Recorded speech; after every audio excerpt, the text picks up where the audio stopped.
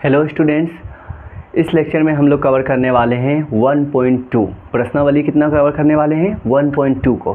तो इसमें क्या क्या पढ़ना है? तो इसमें हमें मिलेगा सबसे पहला क्वेश्चन मिलेगा रिक्त समुच्चय के बारे में। दूसरा फिर मिलने वाला है परिमित और अपरिमित के बारे में। तीसरा पॉइंट मिलने वाला है कि समान समुच्चय के बारे में। तो क्या क्या याद रखना है इस चैप्टर को बनाने के लिए, 1.2 को बनाने के लिए? रिक्त समुच्चय, नेक्स्ट क्या है? रिक्त समुच्चय के बाद परिमित और अपरिमित, और उसके बाद याद रखना होगा समान समुच्चय। तो ये तीन चीज़ याद रखें, 1.2 बन जाएगा। तो चलिए, तो हम लोग पहले 1.2 का पहला क्वेश्चन बनाने वाले हैं। देखिए पहला क्वेश्चन में क्या लिखा हुआ है, निम्नलिखित में से, ठीक है, कौन से हैं जो रिक्त समुच्चय? निम्नलिखित में से कौन से हैं जो रिक्त समुच्चय हैं? ऐसे रिक्त समुच्चय के बारे में पिछला लेक्चर में देख लेना है। किसे कहते हैं रिक्त समुच्चय? वैसा समुच्चय जिसमें एक भी अवयव ना हो। इसका मतलब एक भी अवयव ना हो तो वो रिक्त समुच्चय कहलाएगा। तो चलिए यहाँ देखते हैं कौन सा रिक्त समुच्चय है। पहला क्वेश्चन में क्या बोला गया है? 2 से भाज्य। इसका मतलब 2 से भाग लग जाए, ऐसा संख्या बताना है कि जो 2 से भाग लग जाए, लेकिन वो क्या हो? विषम प्राकृत संख्याओं का समुच्चय। तो बताएं, इस पहला क्वेश्चन को देख रहे हैं यहाँ पर, बताएं, बोला गया है कि लेना है विषम प्राकृत संख्याओं का समुच्चय। बताएं, 1 विषम संख्या का लेना है, 1 फिर 3 फिर कितना होगा 5 7 9 11। ये कौन सा समुच्चय है? विषम प्राकृत संख्या। बोला गया विषम प्राकृत संख्याओं का समुच्चय जो 2 से भाग लग जाए। बताए तो इसमें एक भी ऐसा समुच्चय, एक भी ऐसा अवयव है जो 2 से कटने वाला हो? तो एक भी अवयव ना है, नहीं है। तो यहाँ पे बोला गया है कि ऐसा लेना, ऐसा अवयव लेना या ऐसा समुच्चय लेना जो विषम भी हो और प्राकृत, विषम प्राकृत संख्या हो और 2 से कट जाए। हम लोग विषम संख्या, ऐसा संख्या को ही विषम संख्या कहते हैं जो 2 से ना कटे, और यहाँ बोला गया है 2 से कटे तब लेना है। तो बताएं, इसमें एक भी अवयव आने वाला है? तो नहीं आएगा।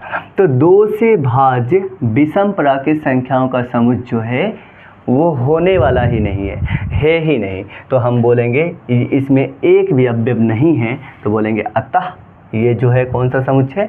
एक रिक्त समुच्चय। तो लिखते हैं अतः यह एक रिक्त समुच्चय, रिक्त समुच्चय है। एक ऐसा समुच्चय रिक्त। रिक्त का मतलब होता है एक भी अवयव नहीं है। नेक्स्ट क्या है? दूसरा क्वेश्चन बनाने वाले हैं। दूसरा क्वेश्चन में क्या लिखा हुआ है देखे तो, सम संख्या। क्या लेना है? सम, और वो भी होगा अभाज्य संख्याओं का समुच्चय। बताए, इसमें देखें अभाज्य संख्या और वो भी सम लेना है। बताएं, और उसमें देखेंगे क्या वो रिक्त समुच्चय है या नहीं है। तो बताएं, अभाज्य संख्या किसे कहते हैं? वैसी प्राकृत संख्याएं, वैसी प्राकृत संख्याएं जो एक से और स्वयं से कट जाए और उसके बाद दूसरे से ना कटे। जैसे देखें प्राकृत संख्या 1 2 3 4 5 6 7 8। और ये भी याद रखना है कि हमें प्राकृत संख्या में एक को छोड़कर बात करना है। तो एक को छोड़कर वैसी प्राकृत संख्याएं जो एक से स्वयं से कटे, उसके अलावा दूसरा से ना कटे। तो बताएं तो ये 2 जो है एक से और खुद से कटता है, उसके अलावा दूसरा से नहीं कटता है। 3 भी उसी तरीक़ा से है, 5 भी उसी तरीक़ा से। 4 किससे कटता है? 1 से, 4 से और 2 से भी कट जाता है। 7 भी उसी तरीक़ा से है। तो बोला गया ऐसा लेना, ठीक है। तो और ये कौन सा संख्या होगा? एक से खुद से कटा, उसके अलावा दूसरा नहीं कटा है, तो इसे अभाज्य संख्या कहेंगे। तो देखें यहाँ पे दूसरा क्वेश्चन बोला गया सम अभाज्य संख्याओं का समुच्चय। अभाज्य संख्या में सम को लेना है। बताए तो अभाज्य संख्या में सम है या नहीं है? हाँ है। तो इसका मतलब इसमें उसी को रखना है। तो इसमें जो आने वाला है उसमें कौन सा आएगा? सिर्फ 2 ही आएगा। तो बताएं तो ये रिक्त समुच्चय हुआ या अरिक्त समुच्चय? देखिए एक अवयव है, तो बताइए कौन सा समुच्चय हो गया? अरिक्त समुच्चय। तो हमें बोला गया निम्न में से कौन से रिक्त समुच्चय? तो ये रिक्त है? नहीं, ये रिक्त नहीं है।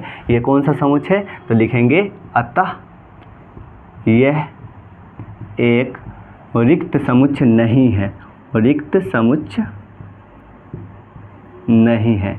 तो ये भी बन गया, दूसरा क्वेश्चन भी बन गया। अब कौन सा बनाना है? तीसरा देखेंगे रिक्त समुच्चय है या नहीं। लिखा हुआ x सच डैट, x जो लेना है वो x क्या लेना है? देखिए लिखा हुआ x सच डैट, x एक प्राकृत संख्या है। किसको लेना है? ये x सच डैट, x एक प्राकृत संख्या है। प्राकृत संख्या बताए कितना होता है? 1 2 3 4 5, बहुत सारा होता है। तो इसमें से देखना है, x एक प्राकृत संख्या है। अब यहाँ पे ख़त्म नहीं हुआ, बोला गया है कि वैसा प्राकृत लेना जो 5 से छोटा हो, 5 से छोटा हो उसी को लेना है, और साथ ही साथ 5 से छोटा भी हो और वो 7 से बड़ा भी हो। बताओ तो, एक तरफ बोल रहा है 5 से छोटा हो उसको लेना है, और वो 7 से बड़ा भी होना चाहिए। मतलब 5 से छोटा भी हो और 7 से बड़ा भी हो, ऐसा कोई संख्या है? नहीं है। ठीक है, एक संख्या ऐसा कोई भी बता दें जो 5 से छोटा भी हो और 7 से बड़ा भी हो, तो ये हो ही नहीं सकता है। इसका मतलब ये कौन सा समुच्चय? एक रिक्त समुच्चय है। तो वैसा समुच्चय जिसमें एक भी अवयव ना हो उसे रिक्त समुच्चय कहते हैं। तो इसे क्या लिखेंगे? तो लिख दें यहाँ पर तीसरा क्वेश्चन को, अतः, तीसरा को लिख देते हैं, अतः यह एक रिक्त समुच्चय है, रिक्त समुच्चय है। चले, अब कौन सा बचा हुआ है? देखें चौथा क्वेश्चन। चौथा में क्या लिखा हुआ है? देखें, y सच डैट, y जो है, y कुछ है, वो क्या है? y किन्हीं भी दो समांतर रेखाओं का उभयनिष्ठ बिंदु, दो समांतर रेखा खींचना है और उसका उभयनिष्ठ बिंदु जो दोनों में आ जाए, ऐसा एक भी बिंदु है तो बताएं। यहाँ देखें, दो समांतर रेखाएं, समांतर रेखाएं कहते किसे हैं? वैसी रेखाएं जो एक दूसरे को कहीं नहीं काटे। तो बताए तो, इसका बिंदु, इस पर बहुत बिंदु है और इस पर भी बहुत बिंदु है, ऐसा कोई भी बिंदु है जो दोनों में एक ही हो? एक देखें, अगर इस तरीक़ा से होता तो यहाँ पर ये बिंदु जो है, इसके लिए भी यही बिंदु है, इसके लिए भी यही बिंदु है, मिलेगा तभी होगा उभयनिष्ठ बिंदु। तो यहाँ पर क्या है? मिल ही नहीं रहा है, तो यहाँ पर कोई भी इन दोनों का एक ही बिंदु नहीं होने वाला है, तो ये उभयनिष्ठ नहीं है। तो क्वेश्चन क्या था? y सच डैट, y जो है, y किन्हीं भी दो समांतर रेखाओं का उभयनिष्ठ बिंदु। बताए ऐसा हो ही नहीं सकता है, तो हम बोलेंगे ये भी कौन सा समुच्चय है?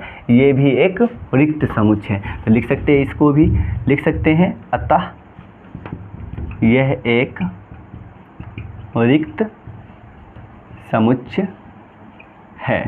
चलें, तो इस तरीक़ा से प्रश्नावली 1.2 का पहला क्वेश्चन बन गया। अब क्या करेंगे? अब मिलेंगे दूसरा क्वेश्चन में।